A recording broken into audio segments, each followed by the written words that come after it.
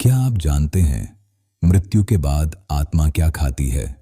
गरुड़ पुराण के अनुसार मृत्यु के बाद आत्मा का अनुभव पूरी तरह उसके कर्मों पर निर्भर करता है।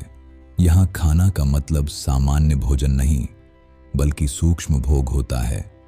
जब किसी व्यक्ति की मृत्यु होती है तो उसकी आत्मा शरीर छोड़कर सूक्ष्म शरीर में प्रवेश करती है।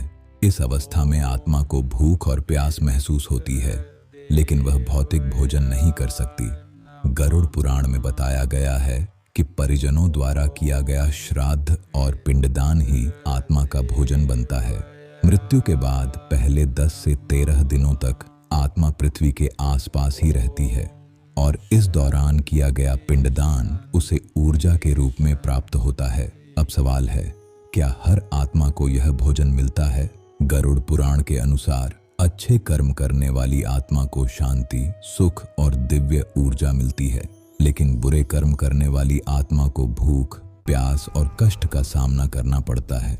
ऐसी आत्मा भटकती रहती है और इसे प्रेत योनि कहा जाता है। मृत्यु के बाद आत्मा को यमराज के दूत यमलोक ले जाते हैं, जहां तक पहुंचने के लिए उसे कठिन यात्रा करनी पड़ती है। इस पूरी यात्रा में पिंडदान ही उसकी शक्ति और उसका आहार बनता है।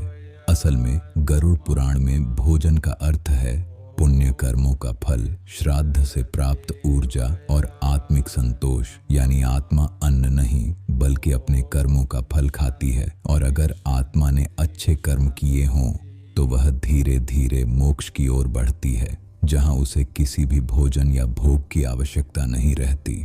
इसलिए जीवन में किए गए हमारे कर्म ही मृत्यु के बाद हमारा सहारा बनते हैं।